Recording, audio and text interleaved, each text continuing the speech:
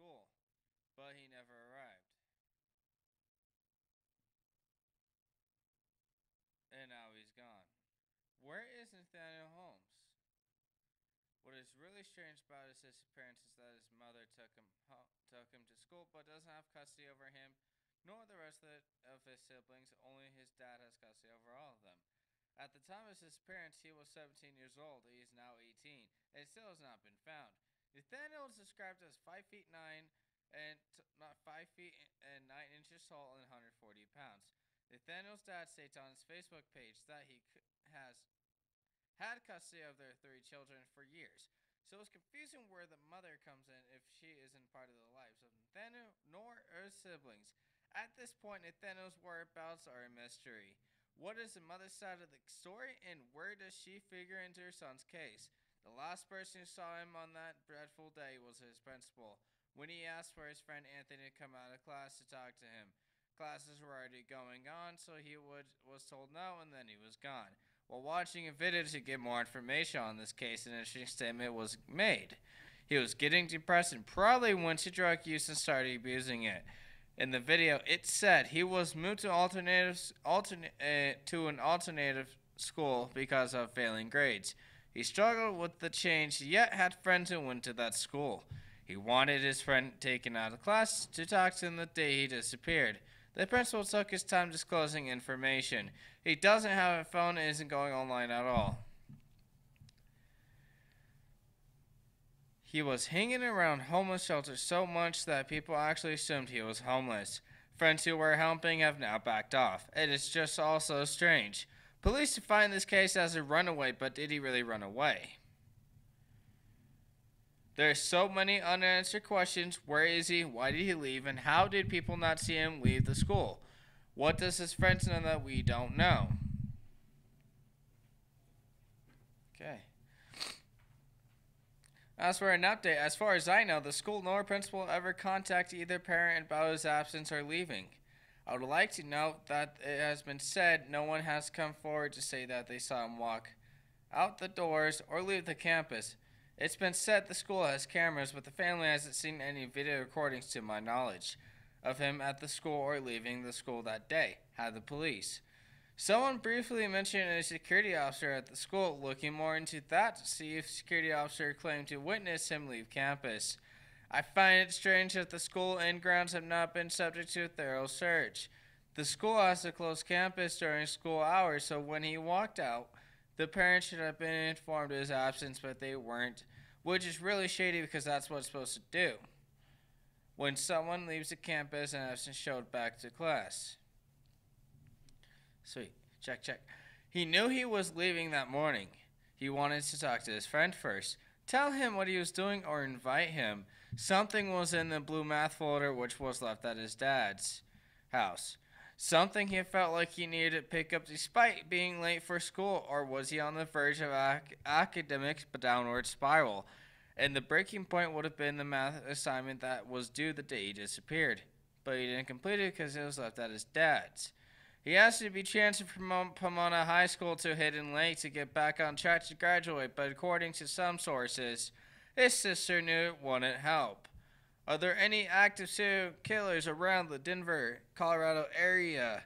Looking at the crime map around the school, it's not the safest area, especially depending on which way he went when he walked out. Could have been walking to the most unsafe area he could find himself in. I did check into the serial killer and even kidnappings in the area. Around 17 missing around the same time in the previous months leading up to his disappearance. It was almost even ratio of boy to girl. However, I went so far as to overlay a map of each missing teenager. All were in the 14-17 age range if I remember correctly. Most appeared along a certain route, but when I went back, all have had been solved, except this case another person by the name of Alea Franklin. Theory number 1, Nathaniel ran away. How so? What was his motive to run away? There is confirmation for this theory from investigator Sherry Spocky with the Westminster Police Department, saying Nathaniel is an active runaway out of Westminster. People have reported seeing him at homeless shelters down in Arvada. but he does not stay long enough to be confronted. Nathaniel's whereabouts are still unknown. On December 19, 2018, he will be missing for a year. If anyone has any information where to find Nathaniel, you are asked to call Detective Tyus with the Westminster Police Department at 303-658-4360. There is a $10,000 reward in finding Nathaniel. Break 1, 2, I'm good. Rockies fans, get ready for another Rocktober this year as the Rockies are sitting 2 games back behind the Diamondbacks for first place in the division and are possibly looking at a wildcard spot this October. The NL West standings are a lot closer than the AL East standings, with the juggernaut Boston Red Sox leading the division race with an 8-game lead ahead of the New York Yankees, while the rest of the division is still sleeping. The Rockies and Dodgers had the same record this year. That was until the NL West tiebreaker game in LA, and the Dodgers won the division. The Rockies pull away with the win over the Cubs 2-1 in the wildcard game. To try to keep the season alive, the Rockies faced off the Brewers in the NLDS, which sadly ended with the Brewers sweeping the Rockies 3-0. The Dodgers took on the Braves in the NLDS and won the series 3-1 to face off the Brewers in the LCS Division Series, and pull off a miracle to beat the Brewers in the best-of-7, 4-3. In the ALDS, we saw the Red Sox face off against the Yankees and come out on top against the Yankees 4-3. The Yankees, yep.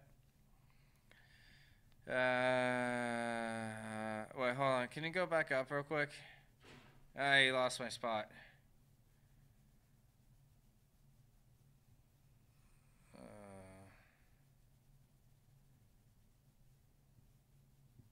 Alright, so come on top 4-3 against the Yankees, face off the 2017 defending world champions, the Houston Astros, in the LCS best-of-7 series. To see who will the Dodgers be playing. In 5 games, the Red Sox beat the Astros to square off against the Dodgers in the first World Series appearance since 2009. Red Sox came on top, winning that fall classic 4-1, winning their second title since 2009. Win over their Rockies over 4-0. The Dodgers went back-to-back this year after losing against the Astros last year. I was hopeful the Dodgers could pull off a win and win it all this time, but the Red Sox were too much for the Dodgers to win. Although history was made in LA in Game 3 of the Fall Classic. 18 innings, most innings played in a playoff game, and it took 7 hours, 28 minutes. Longest game played in MLB playoff history. That was the only win the Dodgers can pull off against the red-hot Red Sox. Broncos fans are hoping the Broncos can make it the playoffs this year after not being in the playoffs since their Super Bowl 50 win over the Panthers 24-10. The Denver Broncos 6-7 still have a shot to reach the playoffs, but it's a long shot. If the 2018 season ended today, Denver would finish 4 spots below the playoff seed in the AFC. In order for Denver, they need to win out to even have a shot at reaching the playoffs. Even if they do win out, the Broncos would still need help from other teams. Finishing the year with the same record as the Ravens would not be enough to claim the number 6 seed because Baltimore has a head-to-head win tiebreaker over Denver. So the Broncos will need to finish the season with a better record than the Ravens if they want to claim the conference final seed in the NFL playoffs. First things first, though, Denver needs to worry about jumping the Titans, Colts, and Dolphins before catching up to Baltimore. That's all I got. Man. That's all the story I have.